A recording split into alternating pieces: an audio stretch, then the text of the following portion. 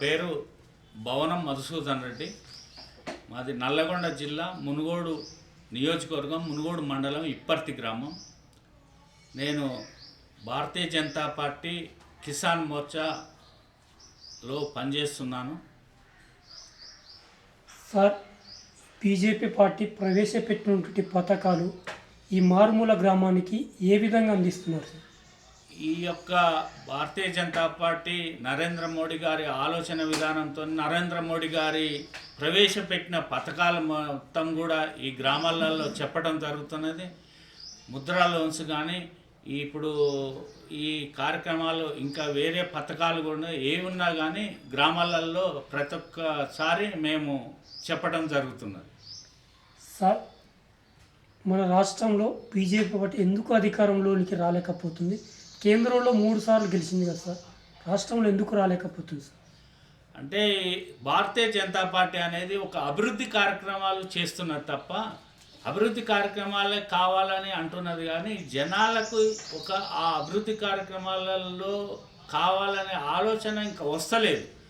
ఈరోజు కతిమ పార్టీలు ఉన్నాయి. ఇప్పుడు ఇంతకుముందు టీఆర్ఎస్ కానీ, ఇప్పుడున్న కాంగ్రెస్ కానీ, వాళ్ళు మొత్తం కూడా ఒక ప్రజలని ఒక మభ్యపెట్టి ఒక విధంగా వాళ్ళని ఆకర్షణతో చేసుకుంటున్నారు.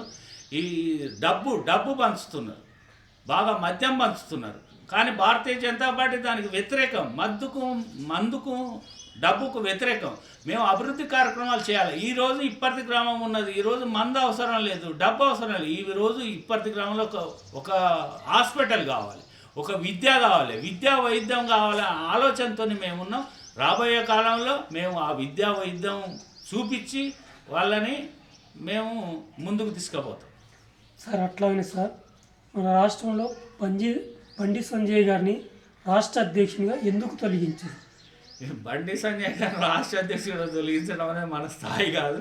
అది ఏ రూపకంగా అయిందో రాష్ట్ర లెవెలా, కేంద్ర లెవెలా మనం అంత పెద్దగా ఆ స్థాయి చెప్పుకోవటం నా భావ్యం కాదు.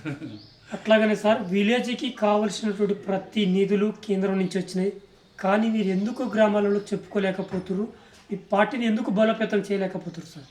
అంటే భారతీయ జనతా పార్టీ అనేది ఇక్కడ ఈ గ్రామాలలో ఫస్ట్ నుంచి కూడా, ఇప్పుడు కేసీఆర్ వచ్చిన తర్వాత వారు కొన్ని అబద్ధ మాటలతోని, మోసం మాటలతోని రాష్ట్రంలో ఈ అధికారంలోకి వచ్చిండరు.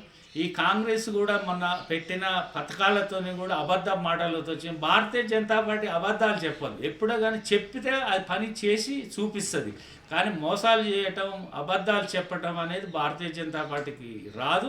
మేము చెప్పే విధానంతో చెప్పి చూస్తున్నారు, ప్రజలు చూస్తున్నారు. ఇప్పుడు భారతీయ జనతా పార్టీని చూసినారు, కాంగ్రెస్ని చూసినారు, బీఆర్ఎస్ని చూసినారు. ఏ పార్టీ ఏదైతే ఈ రాష్ట్రానికి బాగుంటుందనే ఆలోచన చేస్తున్నారు. రాబోయే కాలంలో ప్రజలే దాన్ని గమనిస్తున్నారు. ప్రజలకే మేము వాళ్ళు చెప్పిన నిర్ణయానికి కట్టుబడి ఉంటాం. సార్, బీజేపీ పార్టీ ప్రవేశపెట్టినటువంటి పథకాలు ఏంటి అండి? ఈ గ్రామానికి ఏ విధంగా మీరు మోటివేషన్ చేస్తున్నారు? చేసిన పథకాలు చాలా ఉన్నాయి, చాలా పథకాలు ఉన్నాయి. చాలా ఇప్పుడు గ్యాస్ ఇప్పించినాం. గ్యాసు ఎస్సీ వాళ్ళకి గ్యాస్ ఇప్పించినాము. మరి ముద్రా లోన్లు ఇప్పించినాము. ఈ మన ఇంకా వేరే పథకాలు కూడా, ఇప్పుడు పనిముట్లు కూడా ఇప్పించినాము. కిసాన్ ఇప్పుడు యోజన కూడా మొన్న సంపాదనది కూడా అది కూడా వచ్చినది. ఇప్పుడు ఎక్సైజ్ అది కూడా 10,000 చేసినారు, 6,000 నుంచి కూడా. అట్లాంటి పథకాలు అన్నీ కూడా చేస్తున్నాం. సార్, కేంద్రంలో 3వసారి రావడానికి ప్రధాన కారణం రామ మందిరం అని చెప్పేసి మతతత్వాన్ని అడ్డం పెట్టుకొని అధికారంలోకి వచ్చినని ప్రతిపక్షాలు అంటున్నాయి సార్. దీనిపైన మీరేమంటారు? ఇప్పుడు రామ మందిరం అనేది అయోధ్య భారతీయులకు అందరికి కూడా రాముడు మన దేవుడు, రాముడు ఆదర్శ పురుషుడు అనే ఆలోచనతో అందరికి ఉన్నది.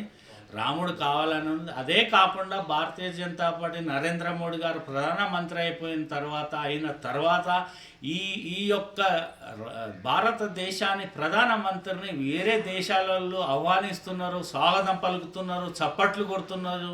భాజాబందీలతో వాళ్ళని తీసుకుపోతున్నారు. ఈ యొక్క భారతదేశంలో ఉన్న ప్రధానమంత్రిని వేరే దేశాలు కూడా ఆ రోజు ఎవరు కూడా ఏ ప్రధానమంత్రిని కూడా మరి రానివ్వలేదు, చూడనివ్వలేదు. కానీ నరేంద్ర మోడీ గారు మా దేశానికి రావాలి, భారతదేశంలో ఉన్న విషయాలు మాకు చెప్పి మా దేశాన్ని కూడా చేయాలి, డెవలప్ చేయాలని నరేంద్ర మోడీ గారికి ప్రపంచ దేశాలు మొత్తం కూడా ఈరోజు నరేంద్ర మోడీ నరేంద్ర మోడీ నరేంద్ర మోడీ అంటున్నారు. నరేంద్ర మోడీ ఉంటేనే ఈ దేశానికి మంచిదనే ఆలోచన చేస్తున్నారు. ఇవాళ 370 కానీ మరి అటువంటి కార్యక్రమాలు ఎన్నో చేసి భారతీయులకు మేలు గొలుపుతున్న నరేంద్ర మోడీ కలకాలం మంచిగా ఉండాలి, ఆయనతోని మేము మంచిగా ఉండాలి, ఈ భారతదేశం మంచిగా ఉంటుందని ప్రతి ఒక్క భారతీయుడు గౌరవపడుతున్నాడు. సార్, మీరు చేస్తున్నటువంటి సేవా కార్యక్రమాలు రాష్ట్రాన్ని కానీ కేంద్రాన్ని కానీ మంత్రులు కానీ మీ దగ్గరికి ఏమన్నా మోటివేషన్ చేసిరా, లేకుంటే ఈ సేవా కార్యక్రమంలో ఏమన్నా దేనికి చేస్తున్నారు? అంటే సేవా కార్యక్రమాలు అనేది మా అమ్మ నాన్న స్వాతంత్ర సమరయోధులు భవనం జానరెడ్డి కోటమ్మ గారి వాళ్ళ పేరు మీద నేను ఈ సేవా కార్యక్రమాలు చేస్తున్నాను. ప్రజలకు ఉపయోగపడాలనే ఆలోచనతోనే చేస్తున్నా.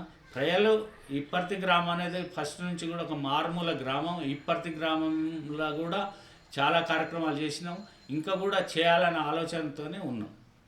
సార్, రానున్న స్థానిక ఎన్నికలలో మద్యం, డబ్బు ప్లస్ యువకులు మొత్తం డ్రగ్స్కి అలవాటు అయిపోయి దీన్ని ఏ విధంగా నియంత్రిస్తారు సార్?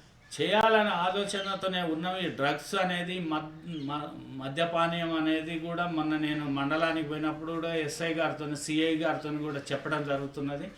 ఇవన్నీ కూడా లేకుండా చేసి విద్యార్థులు చదువుకునేటోళ్ళు ప్రతి ఒక్కరు కూడా మంచిగా చదువుకొని రాబోయే కాలంలో వాళ్ళ భవిష్యత్తు ఆలోచన చేయాలి, వాళ్ళ తల్లిదండ్రులకు పేరు తేవాలి, ఈ ఊరికి పేరు తేవాలనే ఆలోచన విధానంతో మరి యువతకు కూడా బోధించడం జరుగుతున్నది.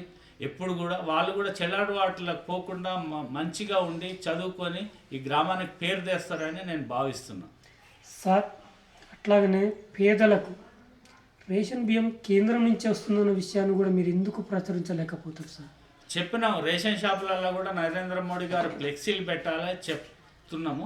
చాలామందికి తెలుసు, కాకపోతే కొంతవరకు ఇప్పుడు రాష్ట్రం నుంచే వస్తున్నాయి అనుకున్నాం. అంటే ఇంట్లో ఒక గమ్మత్ ఏంటంటే రాష్ట్రంలో ఈ యొక్క పార్టీ ఉండి కేంద్రంలో అది ఉండబట్టి రాష్ట్రమే అనేది పోతున్నది. కాబట్టి రేపు రాబోయే కాలంలో భారతీయ జనతా పార్టీ రాష్ట్రంలో కూడా వచ్చినట్టయితే ఈ ప్రజలకు మంచిది. రాష్ట్రంలో కేంద్రంలో భారతీయ జనతా పార్టీ ఉంటే ఈ ప్రజలకే మంచిది. ఇంకా పథకాలు ఇంకా చాలా వస్తుంటాయి. వచ్చిన బడ్జెట్ కూడా అంతా కూడా ఈ రాష్ట్ర ప్రజలకు అందుబాటులో ఉంటాయి. ఇప్పుడు కేంద్రం నుంచి వచ్చిన బడ్జెట్ చాలా వరకు రాష్ట్రంలో వేరే దిక్కు మలిచి దాన్ని మోసం చేస్తున్నారు. కాబట్టి భారతీయ జనతా పార్టీ కూడా రాబోయే కాలంలో ఈ రాష్ట్రంలో కూడా వస్తే మంచిదని మేము భావిస్తున్నాం. సార్, రానున్న స్థానిక ఎన్నికల్లో మన తెలంగాణ రాష్ట్రంలో సర్పంచ్ స్థానాలు ఎంతవరకు మీరు కైవసం చేసుకోబోతున్నారు సార్? ఇప్పుడు ఈ మునుగోడు నియోజకవర్గంలో చాలా వరకు సర్పంచులు కావాలనే ఆలోచన విధానంతో మేము చేస్తున్నాం. మరి మొత్తం కూడా ఊరూరా అన్ని మండలాలలో తిరిగి రేపు రాబోయే కాలంలో సర్పంచులను అందరినీ కూడా కైవాసం చేసుకోవాలనే ఆలోచన, ఏ పొత్తు లేకుండా ఎవరితో పొత్తు లేకుండా కానీ ఏకదాటిగా బీజేపీ ఒక్కరమే మేము పనిచేయగలుగుతాం, మేము చేసి పెడతాం, ఈ గ్రామానికి అభివృద్ధి చేస్తామనే ఆలోచన విధానం చేసి మేము సర్పంచులను కూడా కైవాసం చేసుకోవాలనే ఆలోచనతో ఉన్నాం. సార్, టీఆర్ఎస్ బీజేపీ ఒక్కటే అంటున్నారు సార్, దీన్ని ఏ విధంగా మీరు? ఇప్పుడు టీఆర్ఎస్ బీజేపీ ఒక్కటనటానికి ఎవరన్నారు? టీఆర్ఎస్ బీజేపీ ఒక్కటని ఎవరంటున్నారు? ప్రజలు అన్నారా? రాజకీయ నాయకులు అంటున్నారు, ప్రజలు అంటున్నారు. ప్రజలు ఏనాడు అనలేదు. రాజకీయ నాయకులు ఎవరు? ఏ రాజకీయం? కాంగ్రెస్ అంటున్నారు. కాంగ్రెస్తో పొత్తు ఎవరు పెట్టుకున్నారు? టీఆర్ఎస్ పొత్తు పెట్టుకున్నారు. టీఆర్ఎస్తో పొత్తు ఎవరు? కాంగ్రెస్ పెట్టుకున్నారు. కానీ భారతీయ జనతా పార్టీ ఏనాడు ఎవరితో పొత్తు పెట్టుకోలేదు. భారతీయ జనతా పార్టీ ఒంటరిగానే పోటీ చేసి కాంగ్రెస్ వాళ్ళతో పొత్తు పెట్టుకోలేదు, మేము టీఆర్ఎస్తో పొత్తు పెట్టుకోలేదు. ఎలక్షన్లలో ఏ ఎలక్షన్ సర్పంచ్ పెట్టుకోలేదు, ఎంపీటీసీ జెడ్పీటీసీ ఎమ్మెల్యేలు కూడా ఎప్పుడు మేము పెట్టుకోలేదు, వాళ్ళే పెట్టుకున్నారు. వాళ్ళకి అదొక ఆలోచన ఉంది, పొత్తులు పెట్టుకునే ఉద్దేశం ఉంది, పొత్తులు పెట్టుకుంటున్నారు. కాబట్టి వాళ్ళకి ఎప్పుడు ఒక మైండ్లో అది ఉంది. కాబట్టి మమ్మల్ని అదొకటి నింద వేస్తున్నారు. ఆ నింద కరెక్ట్ కాదు. మేము ఎప్పుడైనా ఒంటరిగా పోరాటం చేస్తాం, ఒంటరిగానే గెలుస్తాం.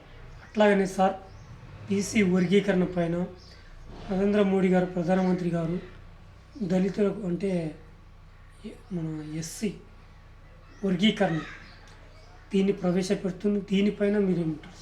ఎస్సీ వర్గీకరణ ఈనాడు కాదు ఆనాడు నుంచి కూడా దీని ఉద్యమం పెద్ద ఉద్యమంగా నడిచింది. ఆ రోజు కృష్ణమాదిగ గారు చాలా ఉద్యమం తెచ్చారు. చాలా ఊర్లలో ఇది కావాలనే ఆలోచన విధానంతో ఉన్నారు. కాకపోతే ఇప్పుడు వేరే ఉద్దేశంగా నేను మా ఊరే చూసుకున్నా. మా ఊర్లో ఎస్సీ కాలనీలో ఒక్క చదువుకున్న తను లేడు. అంటే మాలలో కొంతవరకు ఒకరు ఇద్దరు చదువుకున్నారు. కాబట్టి అది కావాలనే ఆలోచన విధానంతో నరేంద్ర మోడీ గారు ఒక మాట ఇచ్చినాడు. అది మొన్న కూడా కోర్టు ద్వారా కూడా వచ్చినది. దాన్ని అయితేనే మంచిదని కూడా మేము భావిస్తున్నాం. బీసీ వర్గీకరణ పైన సార్ మీ పార్టీ ఎందుకు చేయలేకపోతుంది బీసీ వర్గీకరణ? అంటే ఇప్పుడు వస్తున్నాయి కదా, ఒకటి క్రమేణా ఒక్కొక్కటి పనులు అవుతున్నాయి. ఇప్పుడు కాంగ్రెస్ 70 ఏళ్ళు పరిపాలించింది. ఏం పెట్టింది భారతదేశానికి? ఏం చేసింది చెప్పండి. నరేంద్ర మోడీ వచ్చిన తర్వాత ఈ 10 ఏళ్లలోనే చాలా చేసినాడు, చాలా కార్యక్రమాలు చేసినాడు, చాలా అభివృద్ధి చేస్తున్నాడు. గ్రామాలలో ఈరోజు ఆ రోజు కాంగ్రెస్ ప్రభుత్వంలో ఈ గ్రామాలలో బహిర్భూమికి పోవాలంటే లేడీస్ పాపం చాలా ఇబ్బంది పడేది. ఈరోజు మరి ప్రతి ఒక్క ఇంట్లో మరి లెటరిన్స్ పెట్టి మరి ఈరోజు ఏ విధంగానైనా నరేంద్ర మోడీ గారు దేశవ్యాప్తంగా కూడా మరి నరేంద్ర మోడీ గారు ఈ ప్రధానమంత్రి అయిన దగ్గర నుంచి కూడా ఈ భారతదేశానికి సేవలు చేస్తున్నారు. ఇప్పుడు 70 ఏళ్ల నుంచి కాని పని ఈ 10 ఏళ్లలో అవుతుందంటే మీరు అర్థం చేసుకోవాల్సిన విషయం ఎంతైనా ఉంది. ప్రజలు గమనిస్తున్నారు. రాబోయే కాలంలో కూడా కేంద్రంలో కూడా రాష్ట్రంలో కూడా భారతీయ జనతా పార్టీని అధికారంలోకి తెస్తారు. ప్రజలు ఆలోచన చేస్తున్నారు. సార్, రానున్న స్థానిక ఎన్నికలపైన మీరు ప్రజలకు ఏం చెప్పదలుచుకున్నారు? ఎలాంటి సర్పంచ్ ఉంటే గ్రామం అభివృద్ధి చెందుతుంది సార్?